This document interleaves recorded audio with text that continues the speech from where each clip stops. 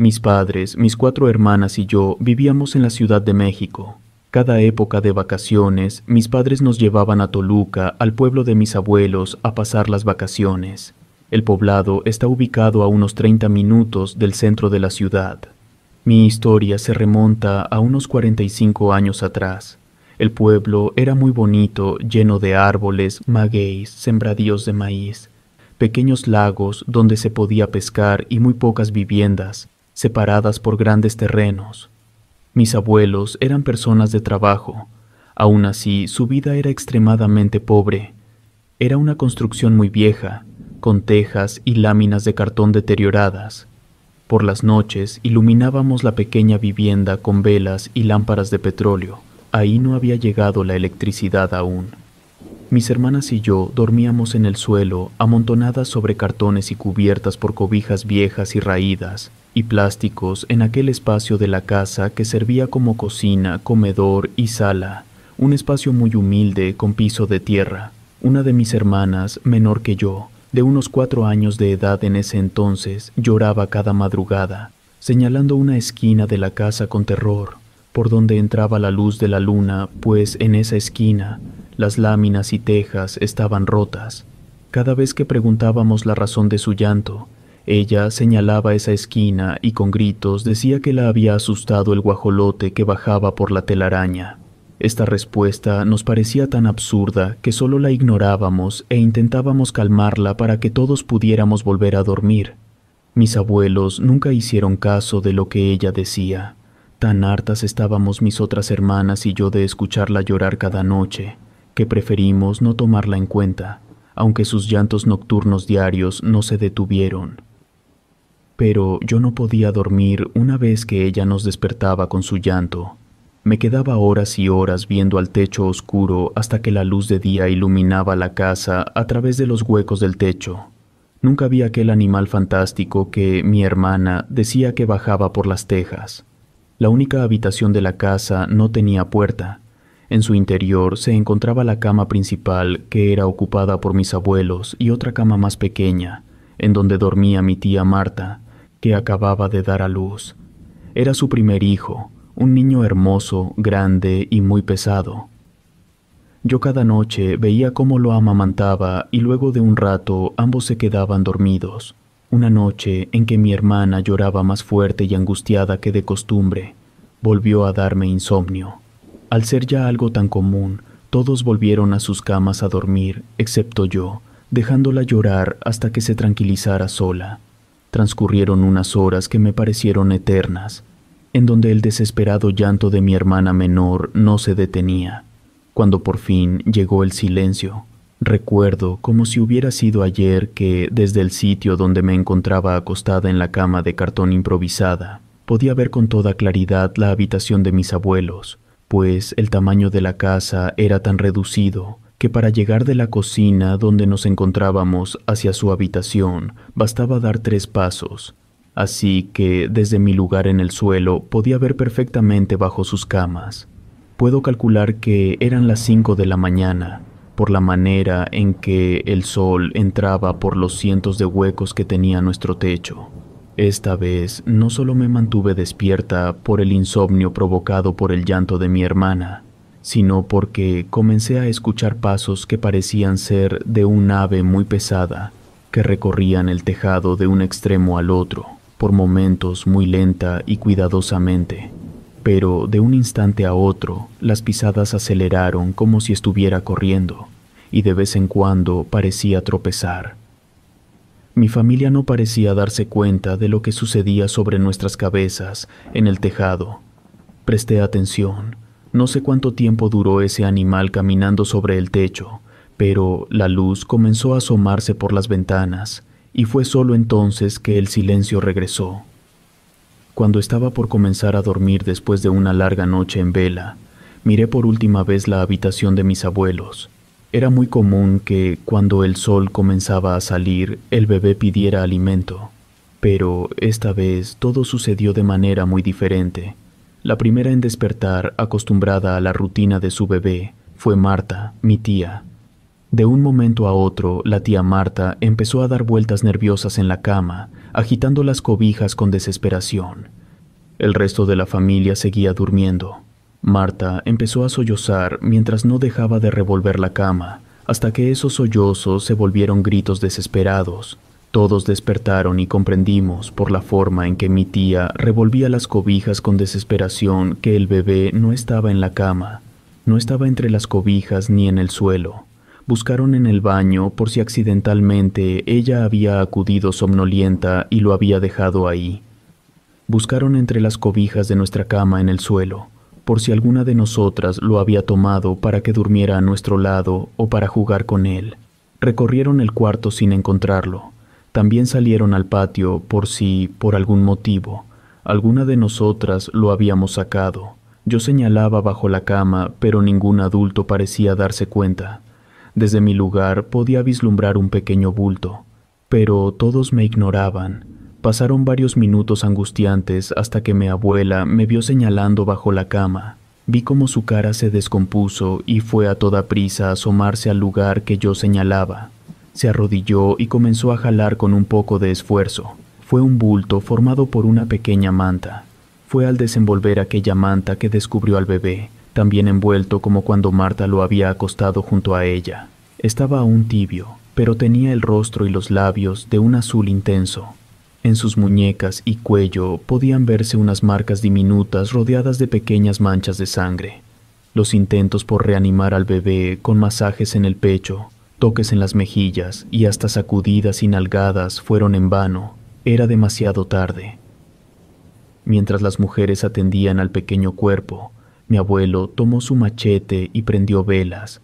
Pude ver, al igual que él, un camino de gotas de sangre que iban desde la cama hasta la vieja y roída puerta de madera.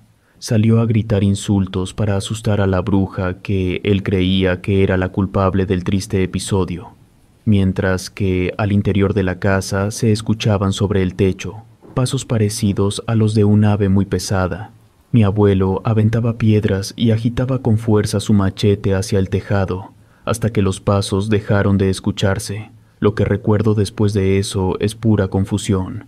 Mis hermanas y yo arrinconadas por el miedo que nos provocaban los gritos, llantos y todo el alboroto que se armó cuando los hermanos de Marta, que vivían en la casa de junto, comenzaron a llegar para saber lo que estaba pasando. Luego ladridos de perros, disparos al aire, mi tía Marta tirada en el suelo por el desmayo que le provocó el dolor y miedo. Nadie se acordaba de que estábamos ahí, así que decidimos quedarnos lo más quietas y calladas posibles para no aumentar el alboroto y evitar ser pisadas o aventadas por los adultos que corrían de un lado al otro sin control.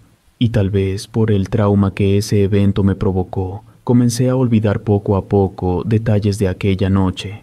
Tanto olvidé que no recordaba ya lo que había sucedido cuando amaneció después de esa noche en que el bebé perdió la vida. Pasaron años de eso. Hace un tiempo, mis hermanas y yo recordamos esos tristes acontecimientos. Le pregunté a mi hermana, la que lloraba cada noche, la razón de sus incesantes llantos. Me contó, aún con miedo en su expresión, tanto por sus recuerdos como por el hecho de temer que no le creyéramos, que cada noche, al dirigir la mirada a la esquina de la casa, justo en el hueco que se formaba por las tejas rotas, veía descender una telaraña fina, y de ella colgaba un ser pequeño y muy aterrador, con apariencia de un guajolote, con una lengua larguísima que movía en todas direcciones como si fuera una serpiente, y que se reía de ella mientras seguía bajando por su telaraña, y la miraba con unos ojillos rojizos brillantes con aspecto diabólico, pero nunca llegaba al suelo. Solamente descendía a la mitad de la altura del muro, y luego volvía a subir, una y otra vez. Recordó que aquella vez que fue encontrado el bebé bajo la cama, había sido la primera vez que veía que la asquerosa criatura por fin extendía su telaraña tanto que llegaba al suelo y daba pequeños brincos, trepaba por los muros, las sillas y todo lo que se encontraba en su camino, y luego corrió escondiéndose entre los ladrillos de adobe hasta que lo perdió de vista.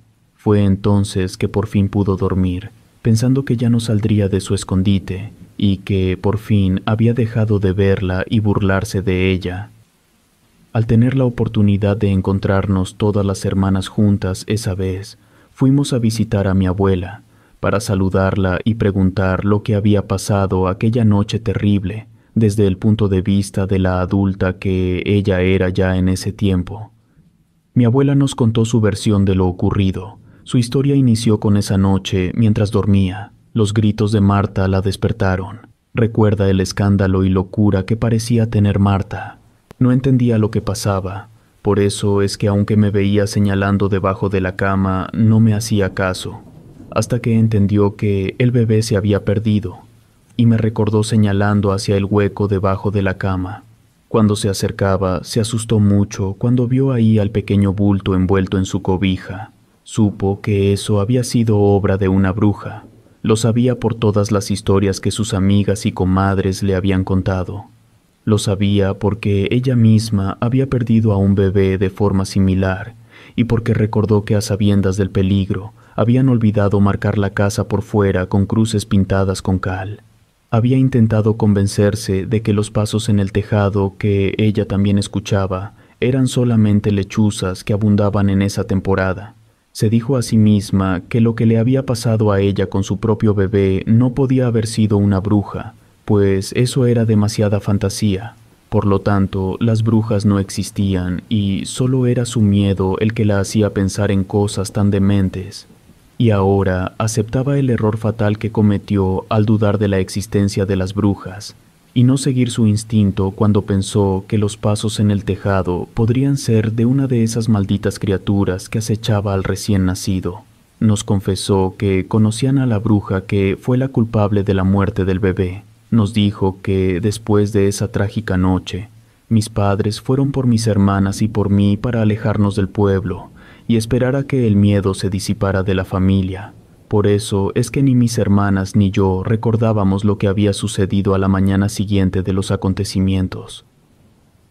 Mientras tanto, en el pueblo, mis abuelos mandaron traer a una bruja muy conocida, que mi abuela nos aseguró que era una bruja buena, que les propuso realizar un procedimiento para alejar a ese maligno ser de su casa y del resto de niños de la familia que vivían en las cercanías, incluyendo a mis hermanas y a mí, pues afirmaba que una vez que nos había olido, seguramente iría a buscarnos, ya que la sangre de los niños es dulce y es lo que les atrae a las brujas. Le pidió a mi abuelo una pluma de guajolote, petróleo y agua bendita. El conjuro se realizaría a medianoche y Marta, madre del bebé fallecido, debía estar presente, aunque en esos momentos parecía un simple costal vacío, encogida en un rincón de la casa, sin comer ni bañarse, sollozando todo el día y diciendo cosas incoherentes, entre las que se distinguía el nombre del niño. La noche indicada llegó. La bruja esparció agua bendita alrededor y al interior de la casa. Incluso aventó con una tina agua sobre el tejado. Luego introdujo la pluma de guajolote dentro del petróleo varias veces, mientras recitaba en voz baja oraciones seguidas de gritos en una lengua desconocida para mis abuelos. Después de varios minutos, esparció petróleo con la pluma en los labios de Marta, al tiempo que rezaba y ordenaba a Marta que señalara a quien hubiera sido responsable de la muerte del bebé. Así fue como comenzaron unas interminables horas llenas de terror y gritos. Marta, en medio de algo parecido a un trance, señalaba hacia una dirección entre maizales y árboles, mientras un velo de oscuridad la envolvía. Parecía poseída por la locura. Nadie la hubiera reconocido en ese momento. Se jalaba los cabellos con tanta fuerza que se arrancaba mechones enteros que caían al suelo, enmarañados. Se arañaba la cara y de la boca arrojaba espuma. Gritaba un nombre, pero no se entendía por completo, ya que se entremezclaba con aullidos y llantos, hasta que poco a poco pudieron comprender lo que decía. Se tiraba al piso, giraba sobre sí misma, escupía y gritaba insultos. Entre gruñidos se le escuchaba maldecir a aquella mujer que había acabado con la vida de su bebé. Lloraba y preguntaba por qué lo había hecho, si era un ser indefenso e inocente. Pasando los minutos, Marta dejó de llorar con miedo y comenzó a llenarse de furia. Ahora amenazaba a la bruja, asegurando que sabía su nombre, en dónde vivía y dónde se encontraban las otras brujas que la acompañaban cada noche a los alrededores a buscar más niños de los que alimentarse. Si se atrevía a acercarse de nuevo, acabaría con ella y con el resto de mujeres malignas. Luego comenzó a escupir palabras en una lengua que nadie comprendía. Pasaron varias horas en las que Marta seguía profiriendo aullidos, amenazas y gritos. Parecía que en cualquier momento caería desfallecida por el cansancio. Y cuando la bruja blanca entendió que ya había sacado todo el veneno que traía en el interior, decidió que era suficiente. Volvió a untar petróleo con la pluma en sus labios y Marta por fin cayó desmayada. Mis abuelos rezaron durante todo el tiempo que duró el conjuro. Yo creo que era por el miedo que provocaba ver a Marta en ese estado. Mi abuelo apuntaba furioso con su machete en la dirección señalada, pues ahora conocían el nombre de la bruja y el sitio donde vivía. La mujer arrojó el petróleo al suelo, empapando la poca ropa que había sido pertenencia del bebé y que jamás volvería a usar, y le prendió fuego junto con la pluma de guajolote. Les aseguró que el hecho de saber el nombre de la bruja era suficiente para que ésta se mantuviera alejada y temerosa. Al cabo de unas semanas, mis abuelos se dirigieron al mercado a realizar sus compras regulares. En el camino de vuelta vislumbraron a una mujer anciana, encorvada, con los brazos y piernas huesudos, cabellos oscuros que le llegaban casi a las rodillas, y unos ojos llenos de maldad. Parecían querer salírseles mientras se acercaban mis abuelos. Era la bruja. Antes de que pudieran enfrentarse cara a cara, aquella terrorífica mujer dio la vuelta en una esquina, caminando a toda prisa. Mi abuelo se apresuró a seguirla, apretando los puños, pero al llegar a aquella esquina se topó con un callejón vacío y lodoso. Varias veces por la noche, al asomar la mirada en dirección a la vivienda de aquella maldita bruja, mis abuelos pudieron distinguir bolas de fuego brincando y dando vueltas sobre los maizales, entre los árboles o magueyes, haciendo movimientos extraños como si jugaran entre ellas. Brincaban y giraban en el aire. Luego se ocultaban y volvían a aparecer. Su fuego no provocaba que la maleza o arbustos se incendiaran, por lo que mi abuelo estaba seguro de que no era fuego real, sino el fuego en el que se convertían esas mujeres. También escucharon en varias ocasiones sus risas diabólicas en la lejanía. Nunca más la bruja se acercó a ellos. Muchos años después, la anciana murió. Su cuerpo parecía un esqueleto viviente, de tan delgada que había terminado. Sus cabellos, a pesar de su avanzada edad, seguían siendo casi completamente negros. Cuando sus vecinos entraron a su casa para saber qué es lo que le había pasado, pues hacía varios días no la veían en su patio o en la calle, cumpliendo con su rutina diaria, encontraron una escena que, sin duda, se quedaría por siempre en las habladurías de la gente del pueblo, debido a la brutalidad. Se encontraban tiradas muchas de sus pertenencias, destrozadas. No se le encontraron zapatos puestos. Sus esqueléticos pies estaban lastimados y sangrantes, y su cuerpo estaba lleno de cortes profundos, hechos seguramente con un machete. El reguero de sangre iniciaba en el medio de su patio y avanzaba hacia el interior de su choza, y ahí dentro hacía remolinos en el suelo, como si aquella mujer hubiese dado de vueltas hasta caer muerta. La mirada que tenía en el único ojo que le había quedado era de pavor. Al parecer algo o alguien le había vaciado la otra cuenca, y su ojo no fue encontrado ahí. Se le encontraron también moretones en la espalda, arañazos en el cuello y rostro. En la parte trasera de su choza, en el área del gallinero, encontraron a la mayoría de las aves sin cabeza. Los cuerpos de los animales estaban cubiertos de lodo que se había formado con la tierra y el reguero de sangre. Escondidos detrás de las oscuras cortinas de su habitación, que nunca habían sido abiertas, se encontraron un sinnúmero de frascos y botellas llenas de unos líquidos malolientes y espesos, con hierbas, algunos con pelo, y los peores estaban rellenos con colibríes, sapos, ratas, que, debido a la descomposición, no se distinguían. Se imaginarán el olor y apariencia de esa casucha. pero les puedo asegurar que es peor de lo que piensan, ya que los vecinos que habían acudido con la intención de auxiliar a la anciana salieron huyendo del lugar y se negaron a entrar de nuevo para encargarse del cadáver. No se le conocían hijos, amigos o familiares a los que pudieran llamar para avisar del fallecimiento. El único médico del pueblo al que los chismes le avisaron de lo sucedido acudió de inmediato y fue quien se hizo cargo del papeleo y entierro, con la cooperación de algunos vecinos que sintieron lástima por aquella mujer. Lo que la gente cuenta aún ahora es que alguien encontró a esa mujer intentando hacer de las suyas con algún otro recién nacido y por fin le dio su merecido, una golpiza que le provocaría una dolorosa muerte. Relato escrito y adaptado por Andrea León.